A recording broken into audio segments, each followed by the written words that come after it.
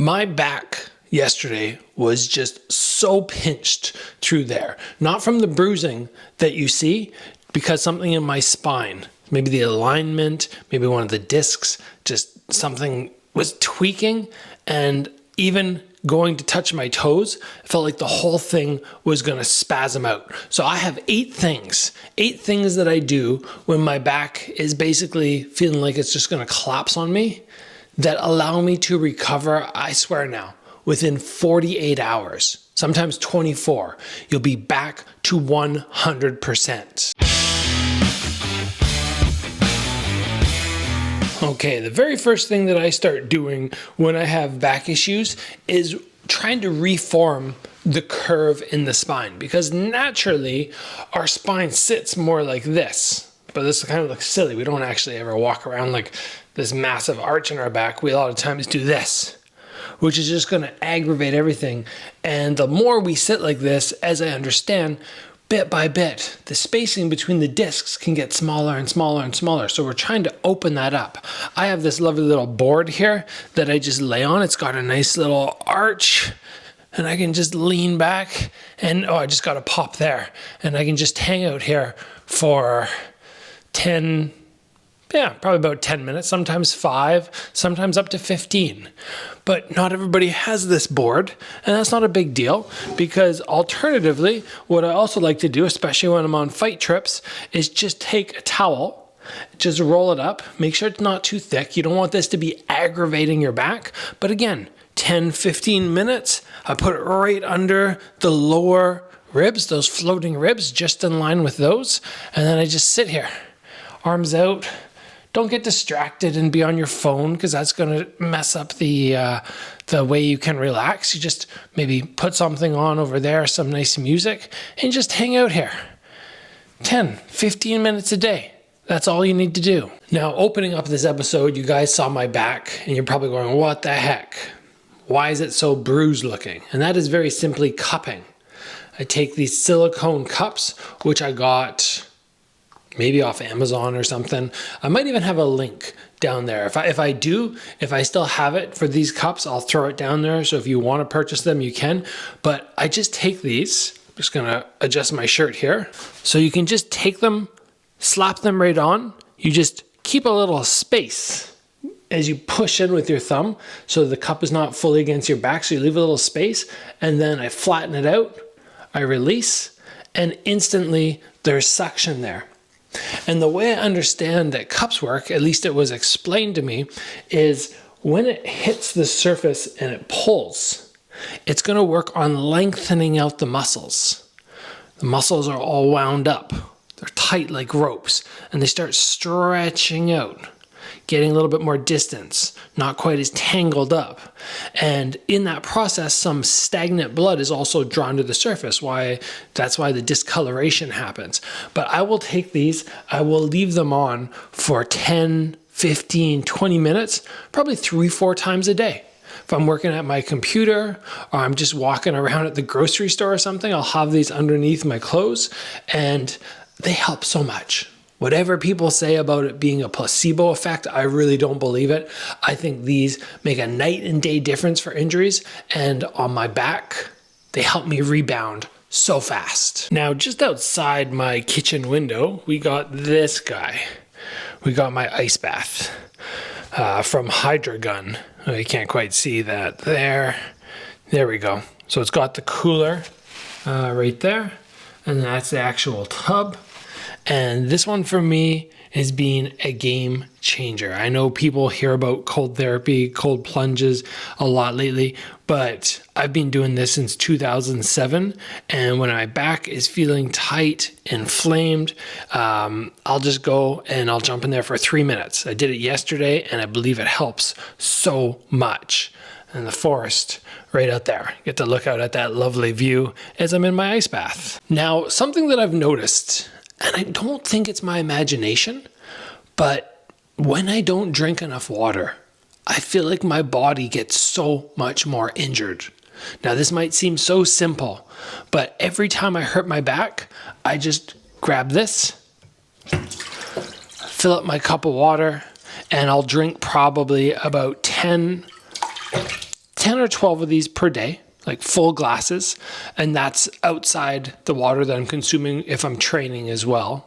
Sometimes when my back's sore, I can still go for a run and I'll need some water in there. So drinking lots of fluids, I feel like that helps me so much. It kind of makes sense when you think about it. You know, you're trying to lubricate everything a little bit more.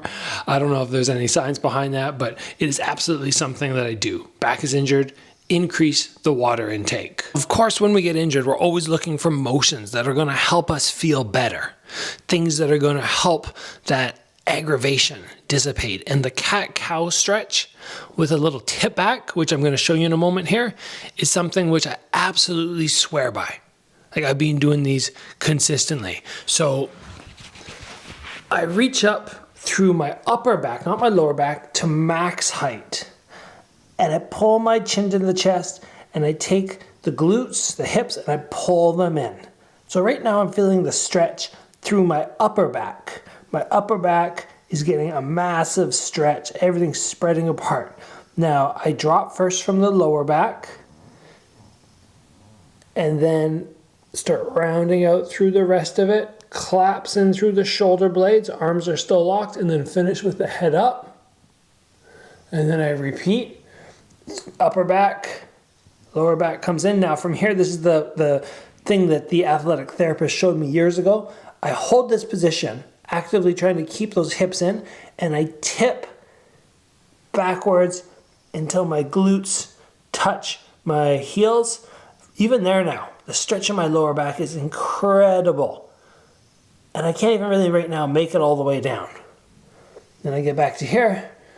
1, 2, 3, and reset. Those 3 motions there take away aggravation so much. Stretching feels fantastic. That's the one motion where I go, okay, I have to use that to start engaging and just get my body back to moving fluidly. But the other thing I swear by is stretching out the hip flexors. And the way this was explained to me is the hip flexors, when they tighten up, because they connect through here and up to the lower back can get incredibly tight. And because on multiple round kicks, we can get very tight hip flexors, we need to stretch those out so the lower back gets some relief. So how do I go about doing that? Well, I put one foot, prop it up on something, chair, some sort of surface, and I set to here. Once I get to this position, I squeeze this back glute.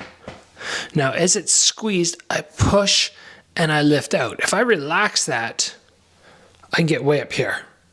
Stretch is not that intense. But with the glute tightened, whoo, and then from there, I take my back arm and I lift it up. Oh, and it's so deep. It comes right through there up into my psoas. Oh, and it's actually almost nauseating.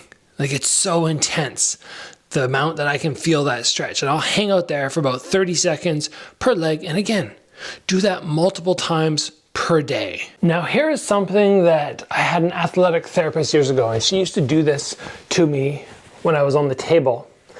And it always felt so good, like it was so beneficial, that now I do it to myself. So she would basically, I call it wobbling the spine, like all up through there, trying to shift back and forward.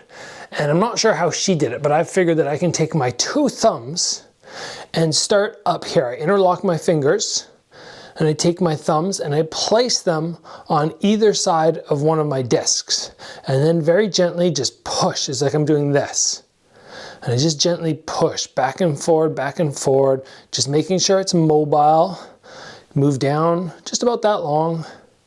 3, 2, 1, 5, 4, 3, 2, 1, working all the way down, just getting that mobility into the spine, making sure nothing's locked, because when it gets locked, and that was my problem back then, I had a very locked up spine on a couple of the discs, and just like right now, I can feel a couple of them that just don't seem to want to shift. But as I do this and I work my way up and down, whether it be just before a training session or just, trying to mobilize before I do some physio exercises around here, I think this one is so beneficial. I call it, again, spine wobbles. Now, one of the things that I really like about everything that I've mentioned so far, the first 7 forms of treatment, is they're not that hard to do. You can do them by yourself. You don't need anything special. This is the only one that I do where I go, okay, this is a little bit pricier. But I have been doing this now for, first back injury was in 2007. So about 18 years of red light therapy. Don't know if, I wouldn't bet my life that it does something, but I feel like it does. So I continue to do it. It's going to get a little bit louder here because there's a fan built into this, but you can see it's right beside my bed. And I've been literally putting it flat on my back in the morning, but alternatively, I could put it just close to me. So if I have an injury, I set it up like so. You can hear the fan, so it's going to be loud for a moment, but I can just place that right there. If it was a hand injury, like after my last fight, my hand was injured, and I was just putting it right there. Again, does it do something 100%? I don't know, but I feel like it does. I feel like my injury recovery is like Wolverine-esque, something like that. And I bounce back fast, and this is always part of it. So if it's something you're able to get for yourself, I would strongly suggest it.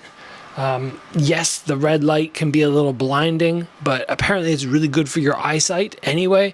It's good for the skin on your face. I don't very often do this, where it's really close to me.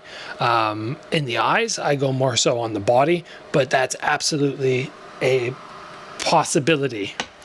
So there are the 8 things that I am doing to take care of my back. And like I said, rebound really fast. In the past, I didn't know about these. What would I do? I'd be like, oh, I'm injured, not going to do anything. I'm going to go to athletic therapy, but around the house, don't do anything. Take care of myself. And then I started picking up these 8 little tricks, utilize them, recover. My back injuries, this is my first one of the year. I had one last year that set me out for about 2 days. That's it. Recently, with these methods, I've been able to keep myself so happy, so pain-free in the back, and I hope many of these little tips that I gave you help you guys, because injuries, they're the worst. And we want to be healthy, and we want to be able to train and enjoy life.